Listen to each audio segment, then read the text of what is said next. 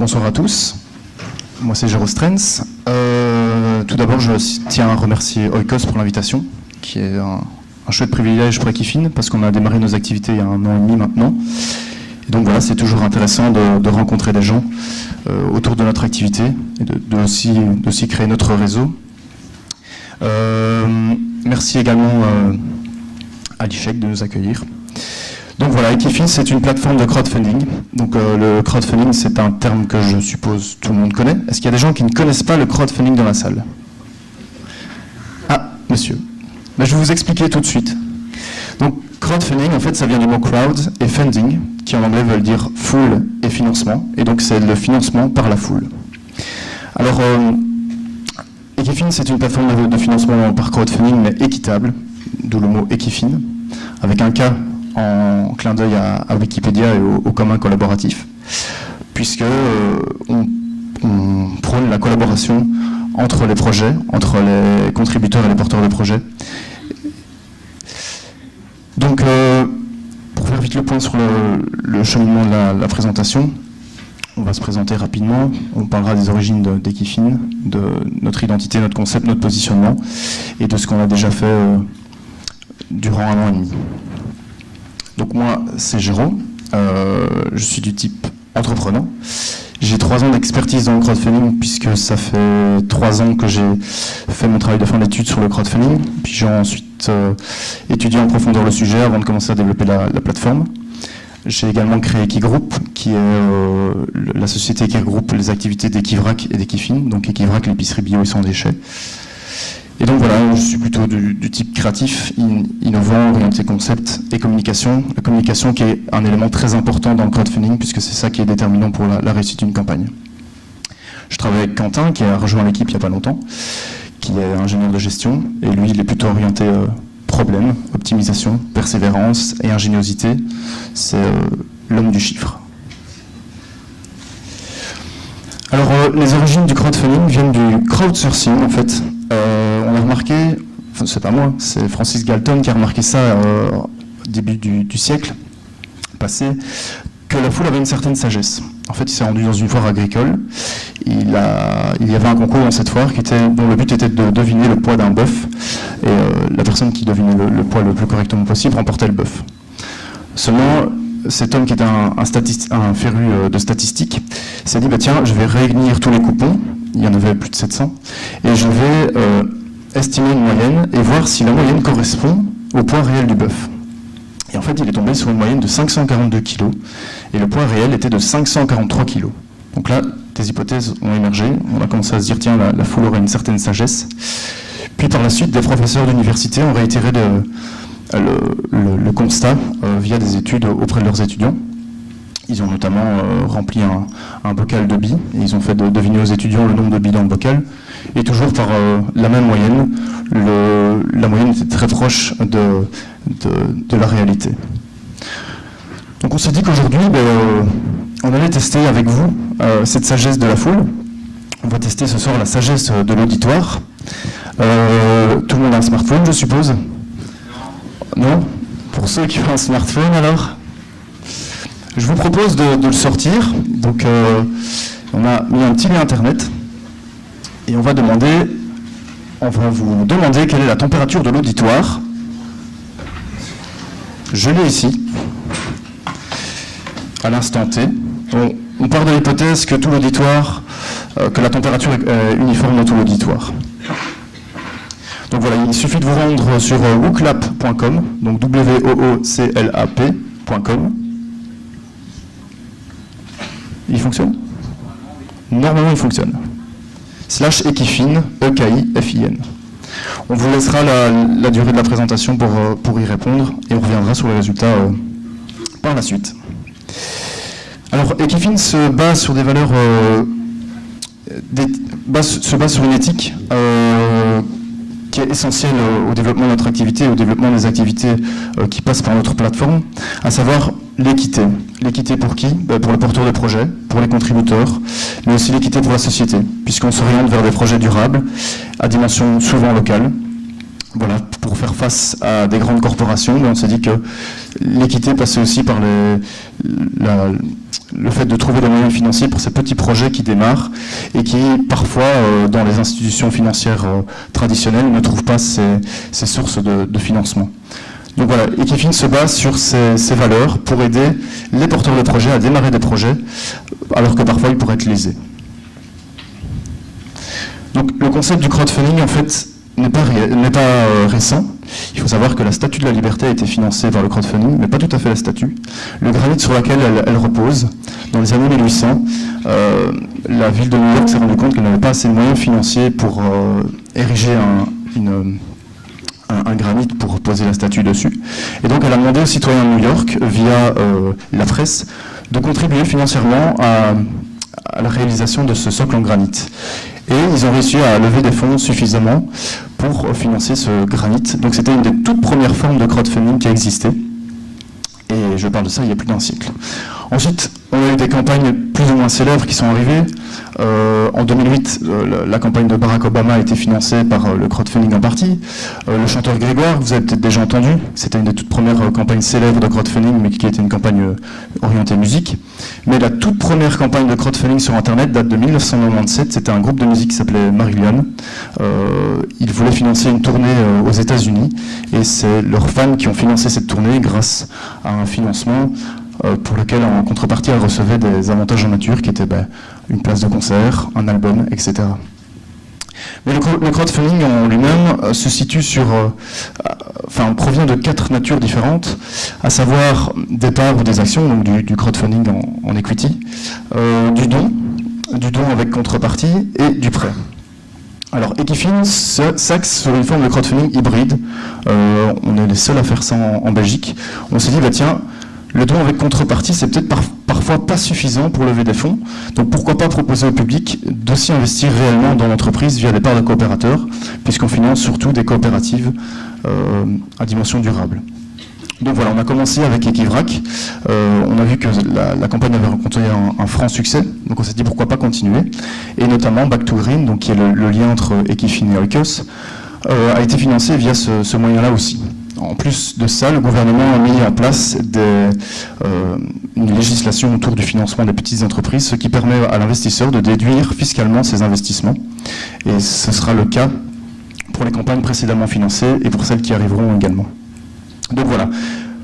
Pour expliquer succinctement ce qu'est le don avec contrepartie, pour ceux qui ne savent pas, donc vous financez un projet et en échange vous allez recevoir, au lieu d'un intérêt financier ou du fait d'avoir une action dans une entreprise, vous allez recevoir un avantage en nature ou un service. Prenons l'exemple d'un boulanger qui veut démarrer son projet, il n'a pas de fonds nécessaires, il voudrait avoir un levier financier pour peut-être aller auprès d'une banque plus tard, il se dit voilà, je vais démarrer une campagne sur 5 000 ou 10 000 euros pour avoir un petit atelier pour commencer, ou un tout petit peu de matériel. Eh bien, il pourrait proposer en échange pour 10 euros 2 pains. Pour 50 euros, un atelier de 2 heures avec lui, où il va expliquer à la personne comment préparer du pain. Ça ne lui coûte rien, ça lui coûte un petit peu de temps, mais en échange, il a des contributions. Et le crowdfunding en don, c'est un don normal, simple, pour lequel vous n'avez rien en retour, si ce n'est la satisfaction d'avoir contribué, et un merci souvent de la part des associations pour lesquelles vous contribuez. Le don, c'est la forme de crowdfunding la plus ancienne aussi, puisque beaucoup d'associations passent par cette forme de financement. La Croix-Rouge, ou parfois les personnes du WWF, certaines associations qui vous interpellent dans la rue pour demander des financements. C'est aussi une forme de crowdfunding. Alors en quelques chiffres, à propos d'Equifin, en un an et demi, nous avons pu lever plus de 65 000 euros, à savoir une moyenne de 5 000 euros par projet. Et on a eu un maximum financé pour un seul projet de 15 000 euros, 15 890, et un minimum de 580. Pour montrer en fait que la diversité du nombre est importante, donc vous pouvez démarrer un projet avec très peu de fonds, et on a souvent des gens qui n'ont pas forcément beaucoup de moyens et qui ont besoin d'une petite somme pour démarrer quelque chose. Mais c'est tout à fait possible avec le crowdfunding, et en plus on peut voir l'exemple de belles histoires qui ont démarré sur des tout petits fonds, par exemple des financements à 500 euros qui explosent et peuvent tomber sur des 10 000 ou 20 000 euros. Aux États-Unis, on a eu l'exemple de beaucoup de campagnes comme ça, qui ont démarré sur un minimum de fonds et qui finalement ont rencontré un franc succès. Nous avons principalement financé des projets autour de notre zone d'activité, à savoir le Hainaut. nous allons petit à petit aller vers le Namirois et remonter vers Bruxelles pour essayer d'étendre nos porteurs de projets, d'aller chercher plus loin des porteurs de projets, mais aussi d'étendre la communauté Equifin, puisque c'est aussi une communauté des gens qui regroupent des valeurs communes qui sont très importantes pour le financement d'un projet, puisque ces gens vont être facilement intéressés par le projet lors du lancement d'une newsletter, par exemple, lorsqu'on accueille un nouveau projet. Donc je vais passer rapidement en revue les quelques projets qu'on a financés.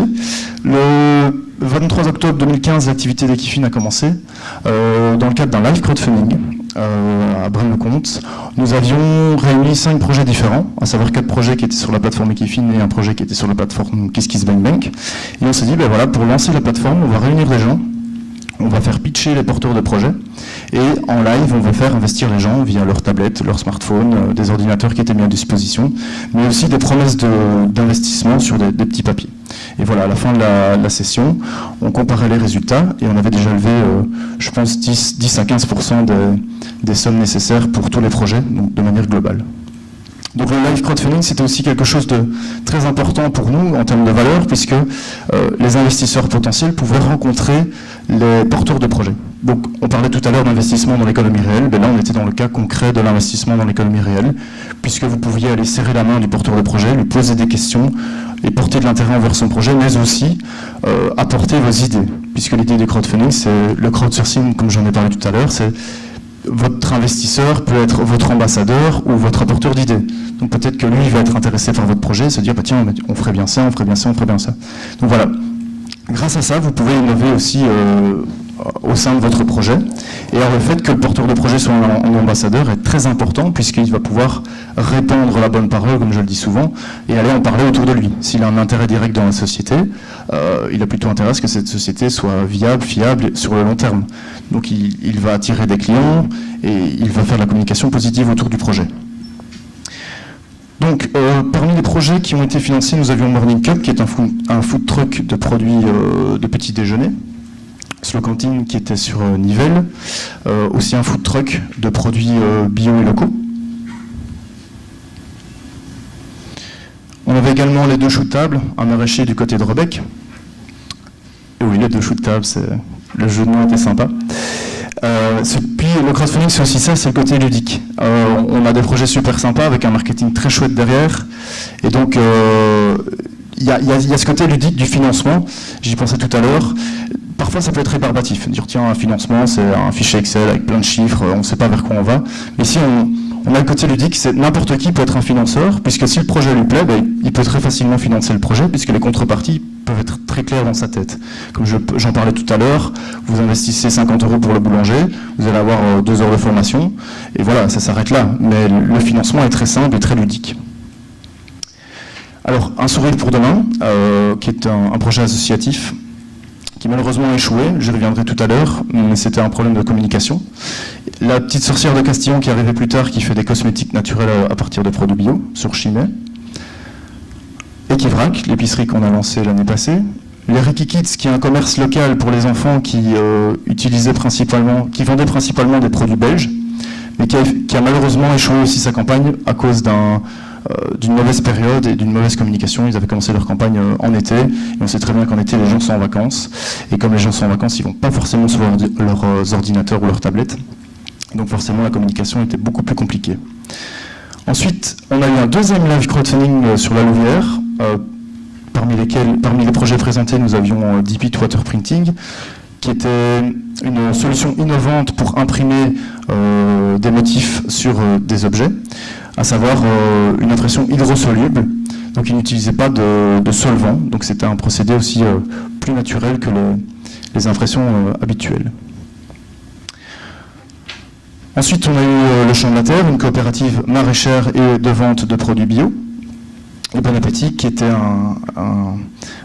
un concept de traiteur pour enfants, puisqu'il n'y a pas énormément de personnes qui pratiquent le travail des produits alimentaires pour les enfants, qui utilisaient principalement des produits aussi locaux, de saison et bio.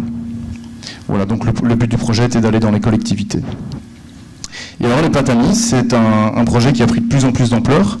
À la base, c'est une personne qui faisait des pâtes pour son voisinage et ses amis, et puis le projet a commencé à grandir, et elle s'est rendue compte qu'elle avait besoin de plus de moyens, et elle en a fait un petit business, et donc voilà, elle prépare des plats pour les gens qui n'ont pas le temps. Alors Back to Green, la campagne dont nous parlions tout à l'heure, donc Back to Green, c'est une entreprise qui fabrique, une coopérative qui fabrique des sacs en coton et en lin. Le lin est de provenance belge, et le but est de réduire les déchets, puisqu'on sait que voilà, l'impact des déchets est énorme sur la nature et l'environnement. Mais on peut s'en passer.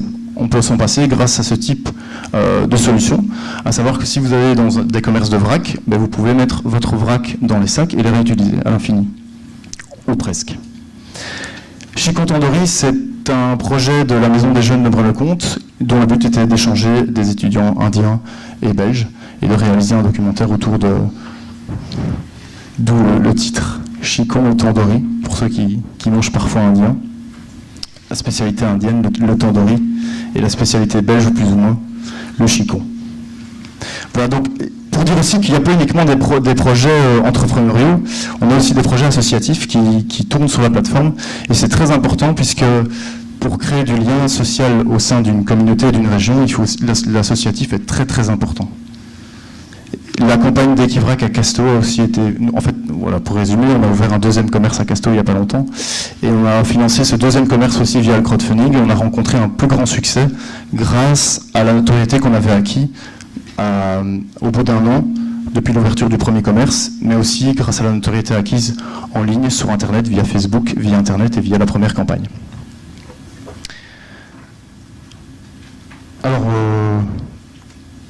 on a eu aussi une dernière campagne qui était une ASBL dans le cadre de Braine-le-Comte en transition. Dans pas longtemps, on aura aussi un live crowdfunding sur Mons avec des entrepreneurs qui sont encore en cours, en gestion notamment, et dont le but est de lancer leurs petites entreprises. Alors on parlait tout à l'heure des facteurs clés du succès d'une campagne de crowdfunding, on parlait aussi des échecs. Bien, il y en a plusieurs, on a identifié 4 facteurs clés.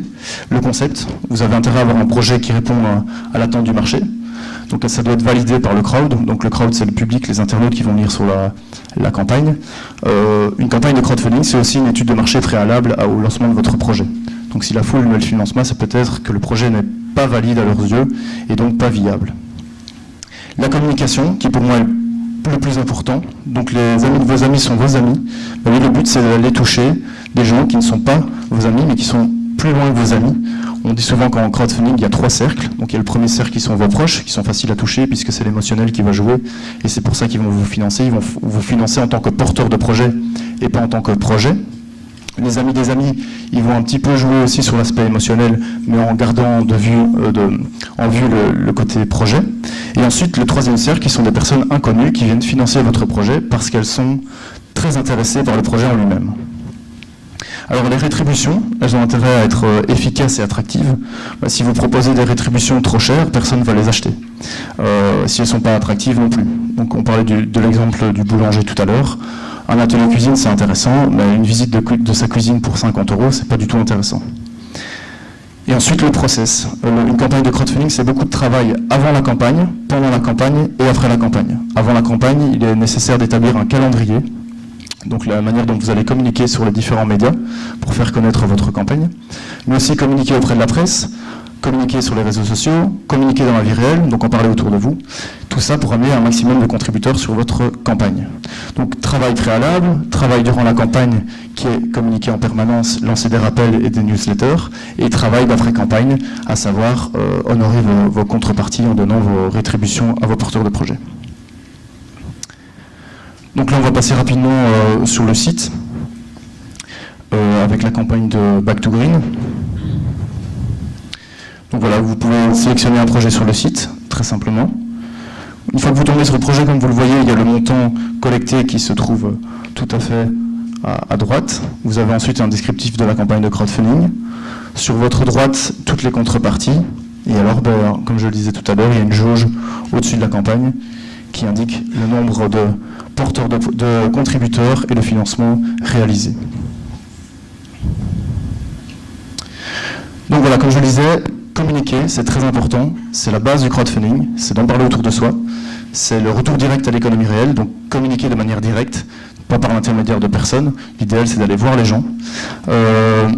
Mais comme nous sommes dans une ère très numérisée, c'est important de communiquer sur les bons canaux. On a beaucoup de possibilités. Il y a Facebook, il y a Twitter, YouTube, LinkedIn.